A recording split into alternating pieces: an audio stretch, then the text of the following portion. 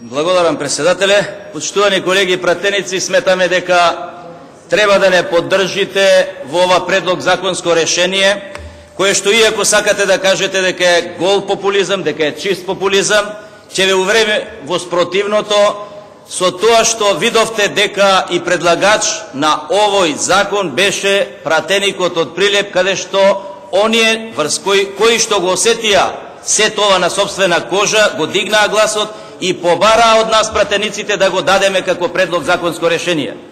Впрочем, дали сметате дека популизам е оној закон за бранителите што го дадовте, или бранителите бара од вас да го дадете тој закон да дојде во собрание?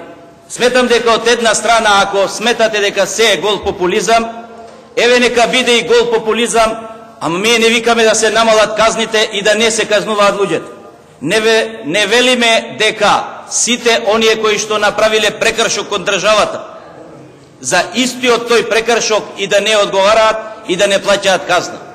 Прочитајте во предлог законот, зборуваме само за 2 члена, а тоа е членот каде што во член 20а ставот 4 се менува, каде што ги затварате дуќаните и после плаќањето на казната од 30 дена да се намали на 15 дена, таму каде што може да се даде опомена, да се даде опомена, и она што е во член 23а став 1, да се намалат казнените одредби, односно глобата од 2.500 на половина, односно на 1000 во едната, и во алинеја 2 од 750 на 500 евра.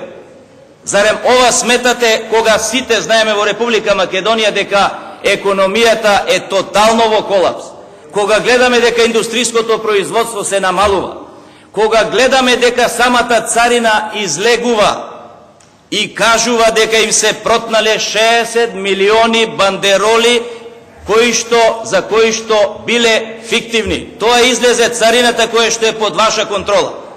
Залем сметате дека сивата економија ќе ја решите ако на некоја продавница на која што ќе им најдете дека има и фискална каса, дека ја го евидентира прометот и дека во тој промет одите буквално врз основа на она што некој ќе се јави на тој бесплатен број, а знаеме каква ни е Република Македонија и со кодошење и со зависта некој како и работаат, дека одредено лице се јавило дека таа и таа продавница, тој колонијал, тој бутик не издаваат редовно фискална каса, пошто пото и инспекторите не се секогаш криви, бидејќи мораат таму каде што се пратени нешто и да најдат. Прашајте ги и влезете и во нивно положение, па ќе ви кажат дали секогаш одат доброволно да затвораат одредени дуќани.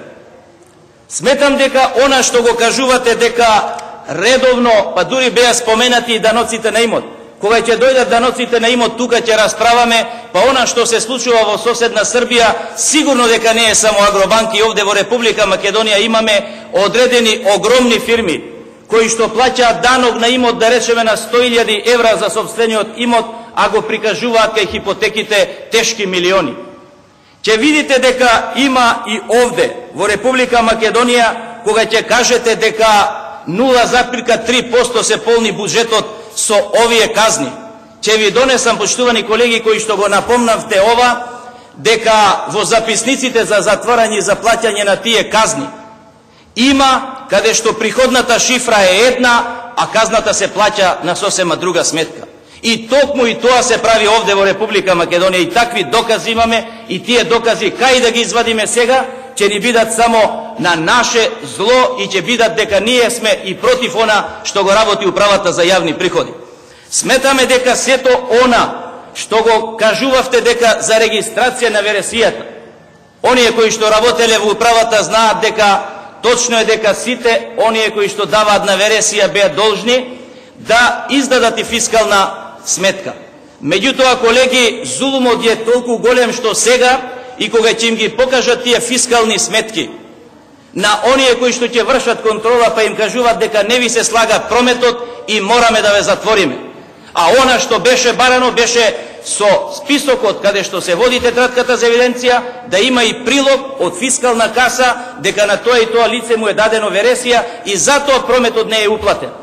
Дури во одредени периоди и на токму таквите издадени промети кои што се евидентирани, меѓутоа не се уплатени на жиросметка, одредени инспектори земаат и персонални даноци. Зборуваме, колеги, да им излеземе во пресред во оваа безработица, во оваа стагнација на економијата, да не се однесуваме врз собствениот народ како зулумчари, зашто многу зулумчари во Република Македонија биле и поминали. Немојте да сметате дека она што денес го бараме, да се намалат казните за оние кои што имаат фискални каси. Не велиме дека казнувајте ги што сакате, правете со оние што веќе воопшто немаат и не сакаат да се однесуваат согласно законот. Меѓутоа има одредени продавници кои што се затвараат. Тие продавници, пред нивниот дуќан има кои што продаваат нелегално и тоа е таа нелегална и сива економија, почитувани колеги. Дури кажавте дека токму со затварањето на овие дуќани, за кои што велиме и опомена да се даде и да не се затвараат. Меѓутоа, сметајте и тоа ќе ви го докажам ако треба и ќе ви го докажат колегите инспектори, дека во Република Македонија тие што краделе данок што ги споменавте во времето на СДСМ, истите крадат данок и ден денес. Истите го прават она што го правели за време на СДСМ и денес го прават. Проверете кого најпрво му се враќаат оние ДДВ кога бараат поврат на ДДВ. Проверете дали сите оние кои што редовно си ги плаќаат сите давачки, кои што не се регистрирани за ДДВ, а кои што вовеле фискализација на собствениот локал. Проверете зошто пак кај нив, кога велите дека ДДВ-то е избегнувано, зошто кај нив исто така се врши затварање на тие продавници и локали, кои што имаат фискална каса, не им се слагал прометот и истите се затварани.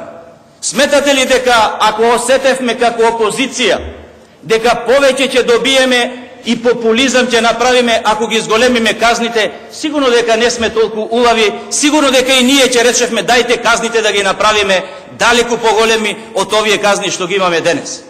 Сметате дека народот кој што мачи да преживее не доаѓа кај пратениците во оние средби по петоците што ги имаме кога сме слободни и не се жалат за овие работи?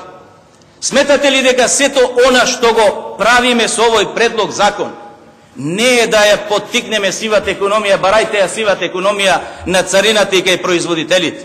Зборуваме за оние луѓе кои што се самовработуваат, за оние луѓе кои што прехрануваат семејства, а само заради тоа што одредени лица се јавиле на тој и тој број мораат да бидат затворени. Сметајте дека и на комисија тоа ви го кажав. Имаше фирми кои што зеле аванс, авансот пишан во евра, дури и зошто се наплаќало аванс во евра, за да се нешто издаде што мора посебно и покасно да се издаде, за истото тие пари му се земени како да нема слагање на прометот и за истото е затворен. Сметаме дека треба овој предлог на закон да го поддржиме во интерес на сите оние што се трудат поштено да работат во Република Македонија. Не е силата во она кога ќе казните некогу дали 1000 евра, дали 2500 евра. Казна си е казна. Оној што ќе го казни 1000 евра, влезете му повторно, па проверете дали се опаметил или повторно работи на истиот начин. Ми тоа зборуваме за казни кои што се 2500 евра за правното лице, 1000 евра за одговорното лице. Кажете ми кој е тој што може 3500 евра да плати казна во ова време? Сметајте дека има и луѓе кои што овие казни земаат кредит, ги подмируваат, дуќаните ги затвораат и работниците ги одјавуваат. Зарем така им помагаме на оние кои што редовно и поштено си ги плаќале сите давачки? Дури на крај крајва зборувате дека ги намалувате даноците.